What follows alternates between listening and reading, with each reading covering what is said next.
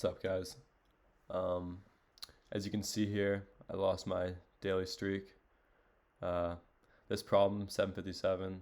I was trying to do it at like 1 in the morning, the night it came out, but I just couldn't comprehend anything and I gave up. And then I forgot to do it later that day. So I lost a streak, and then I saw this one yesterday. I was like, whatever, I lost a streak. But I'll get back on it. I will.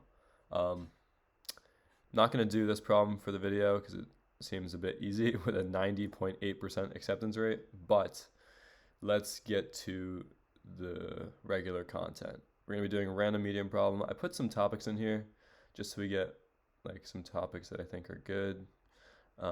Let's do a random problem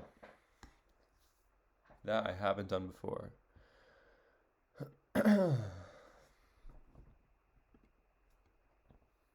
Okay.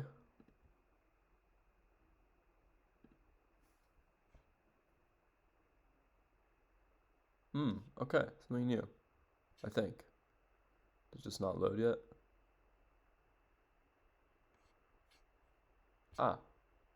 Okay, nice. Looks good. 15 minutes on the clock, you know the deal. All right, let's do it. 486, predict the winner. You are given an integer array nums. Two players are playing a game with this array. Player 1 and player 2. Player 1 and player 2 take turns with player 1 starting first, but the player starts the game with a score of 0. Each turn, the player takes one of the numbers from either end of the array, which chooses the rest of the array by 1. Player adds the chosen number to their score. No more elements in the array. Return true. Player 1 can win the game.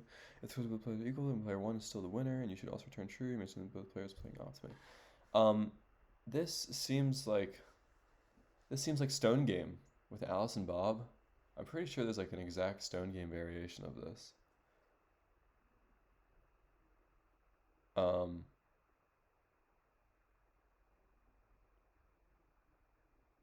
I'm pretty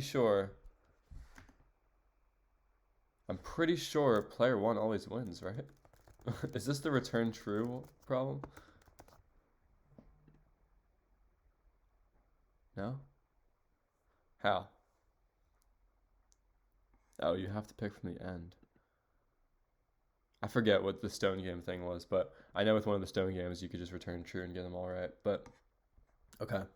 Anyways, it seems like 2D dynamic programming could be viable here, but might be overkill. We're popping off both sides.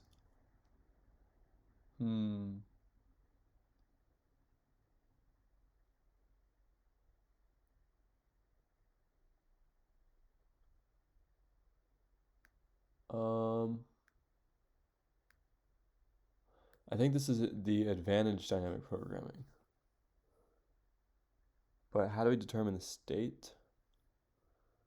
It's 2D.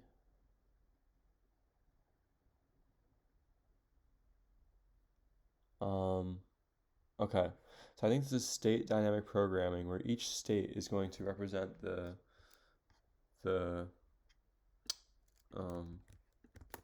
so if we have, this is too short, let's just pick this one. So if we have this list here, right, my initial state's going to be my left pointer is at 0, my right pointer is at 3, right? Because the reason why I'm tracking both of these is because I can pick from either the end or the beginning, right? Yeah. So, essentially, my dynamic programming function is going to represent the state at these indices, and it's going to represent the advantage that player 1 has. So, eventually, I'm going to have like return true. Actually, it would be return dp from 0 to length of the nums minus 1 is greater than or equal to 0. So if the advantage is 0 or greater, then player 1 won, based on this description right here.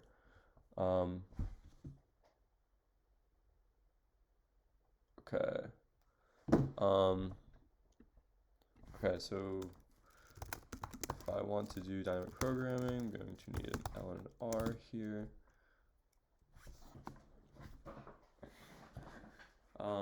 I do kind of forget how to do this a little bit.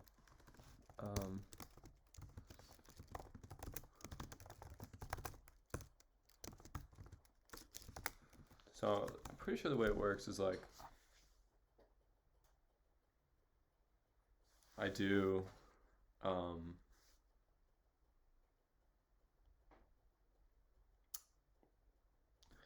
so I take, what should I call either end of the array? I'll call it like beginning and end. So these are my two choices. I can either take the beginning and I can get nums at L, but then this would be minus the advantage of the next person. So technically this dp function is the advantage that the person who's currently making the move gets. And the reason dp0, the whole list is what I'm looking for, it's because our player one moves first, right? I think it said that somewhere. Yeah, player one starting first. But essentially, any arbitrary state is going to represent the advantage that whoever's making the move at this state is going to get. And so the advantage you're going to get is taking this number, which is, nums L up here for beginning, and then subtracting, which would be L plus 1, and then the current R. And then this would be nums R minus dp L R minus 1. And what's our base case? I think if the L is greater than R, we return 0. So if because L should always be less than or equal to R. Cool. Okay, these are our two choices. We can either take them in the beginning or the end, and then memo at our LR is going to be the maximum of beginning and end, whichever choice is optimal. And then we're going to return memo at LR. I think this might be it.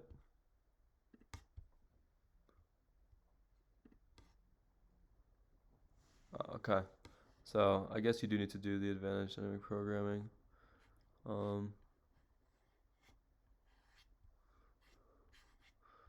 This is going to be high time complexity, right? Yeah, 2 to the n.